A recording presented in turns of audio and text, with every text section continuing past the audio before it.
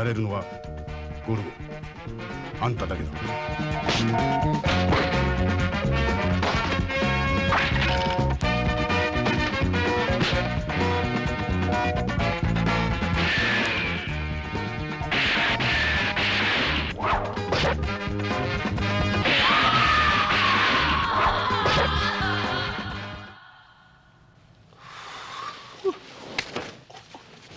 Now that was a good movie. I love this movie. It was genius. The direction, the acting, the storyline, that shit was bad. The motherfucker scared the shit out of me, man. That shit could really happen.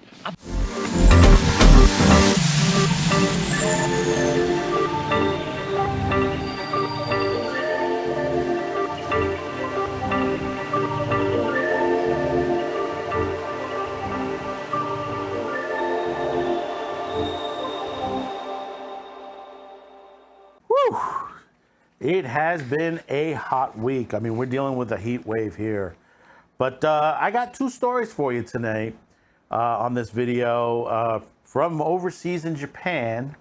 And they're good stories. One of them I got to laugh. I got to laugh because it's basically, it's something that's up for sale. And if you've read the title, if you didn't read the whole entire title, it's, you know, in fact, we're going to start with that one. We'll leave the other one, the Milestone, for a second. But I got to read this. And it's, you know, things that are popular, you know, the, as they say, the clothing, the fan stuff, the toys, the figurines, all that stuff makes money. I mean, you have countries like Australia banning some of this stuff because they're calling it child P, that basically it's pornographic, it's, you know, and they just really, it's the Puritans, and we've talked about this before. This is the new Puritans that is going on throughout the world, and a lot of it's based on bullshit socialist communism ideas. You know, we did a ballet one before, where they say ballet, it's elitist based on European Western value, but ballet is all over the world. Ballet is danced by many different people of different ethnic origins, you know, but it's difficult. Not everyone can do it. Not everybody can dance the way ballet dancers do, you know. It's not, you know, it's not meant for the weak-hearted. It's not meant for the people that basically, you know, it's a lot of strain. It's like being an athlete. But getting to the story, and I love this. This is on Otaku magazine, and I love some of the stories that come out from this magazine on there. Danica Davison gives a couple of good stories on there. You can get Sailor Moon's crystal boots for over $13,000. Now, for a stint, I worked in the shoe business. Some of the retail jobs that I've had to take to supplement my production work and stuff like that, you know, and of course my rent and everything like that. I've seen some expensive shoes in my day. I mean, I've seen it. What was that? There was a sneaker by Adidas, I think it was, that basically adjusted to your foot, because basically the thought was that your foot swells by the end of the day.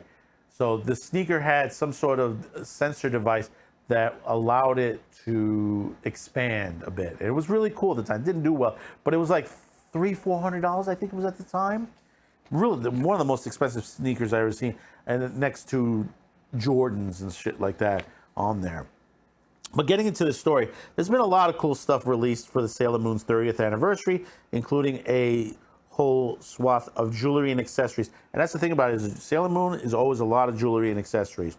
But it gets fancier than that, as shown by these new limited edition Sailor Moon crystal boots from fashion house Jimmy Choo. These boots really sparkle because they have the Swarovski crystals everywhere.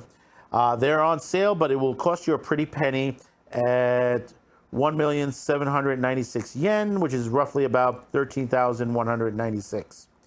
In fact, they are so fancy that a pair is currently on display in the museum. In a museum, it is fittingly the Pretty Guardian Sailor Moon Museum, which is located in Tokyo. For those of my viewers in that region, you'll get to see it. Or if anyone going to that region, at the Rumpong Museum, these boots began their display there at the beginning of the month. So even if you can't afford them, you can stare at them.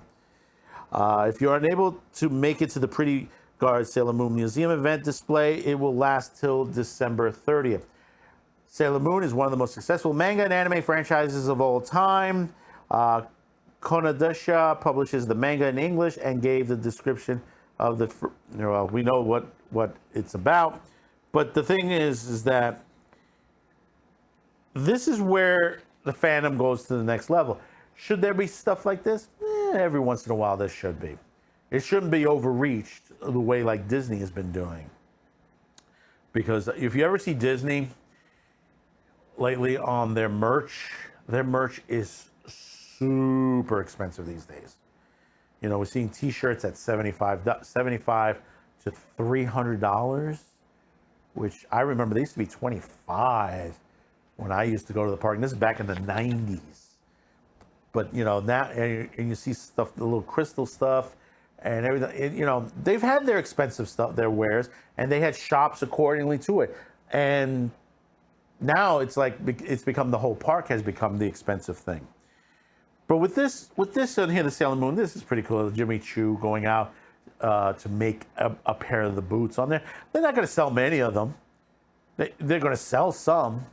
There are going to be some out there. And are they going to be worth a lot more later on? Most likely. You know, some people will save them, put them away, store them away, put them away in a safe, and sell them later on for more money. It is possible on there. This happens. This happens with comic books. This happens with a lot of figures and stuff like that. And you know, and it's going to continue to do. But the thing about it, the difference is, you know, especially since we're just coming out of Comic-Con, you know, you're going to have your expensive stuff and you're going to have your average price stuff. And that's the difference. If you can stay within an average price for some really cool stuff, that's fine. A couple things can be in the expensive range. That's okay. But if you become all expensive, then it becomes not okay.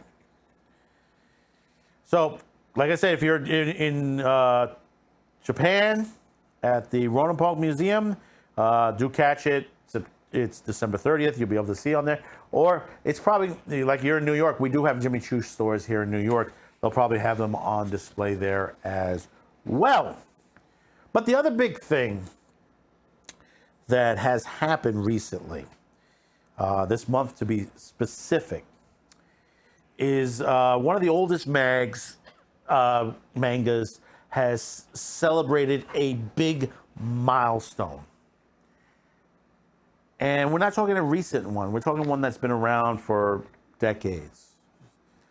Their creator passed away last year, R.I.P., Tako Sato, who made a great series, which has been made into movies, anime, live action, TV series, live action, anime.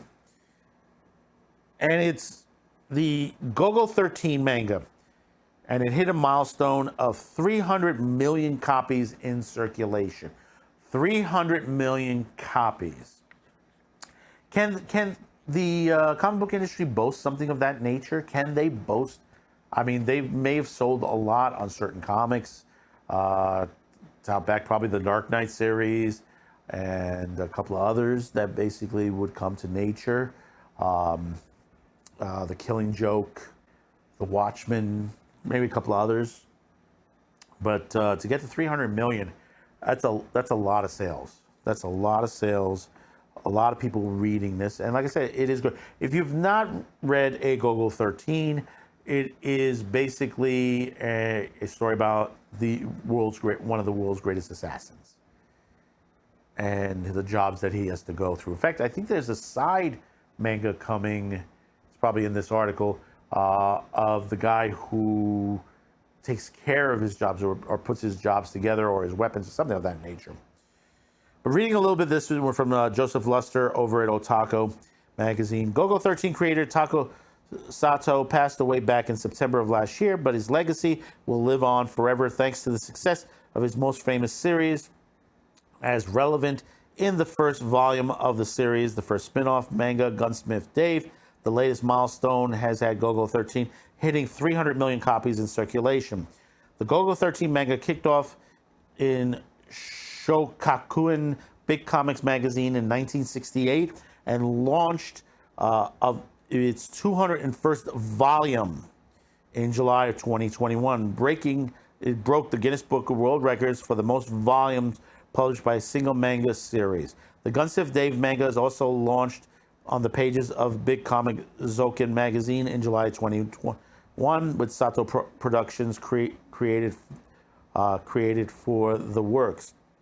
The Gunsmith Dave spin-off manga follows Dave, who works behind the scenes to make Duke's impossible shots hit the mark. A new spin-off manga is set to debut in Big Comic Zukin August issue this Friday. Well, it's this past Friday's issue, so that it's out there, so do catch that. But looking at Golgo 13, from my remembrance, I have the VHS of Golgo 13, The Professional, and that is the English dub version, and I do have the Japanese version complete on DVD. You've had also the infamous Sonny Chiba, who left this world, who basically played Duke in the live action version of it. Also, Ken Takaru also has done the live action movies as well. And do check those out. They're really, really good. And whether it's the live action or if it's the anime, I love The Professional. Queen Bee was okay. The TV series, the anime TV series was okay as well, but The Professional was really, really good. That's why I still keep it on VHS. I will never get rid of the VHS one. You can't pry it from my hands on that one. That's one of those ones that you have to keep. I'm hoping they remaster it, give it a better, like a 2K or 4K remaster. It does need some love to it on there. If you get a chance, do go out and grab the latest editions of Golgo 13 and his adventures, and Gunsmith Dave, which is very new to the Duke Golgo 13 universe. So give us a comment. Let us know how you feel about both of these stories. Subscribe, like, share. We'll see you on the next video. Thank you for tuning in, and stay cool, and bye-bye now.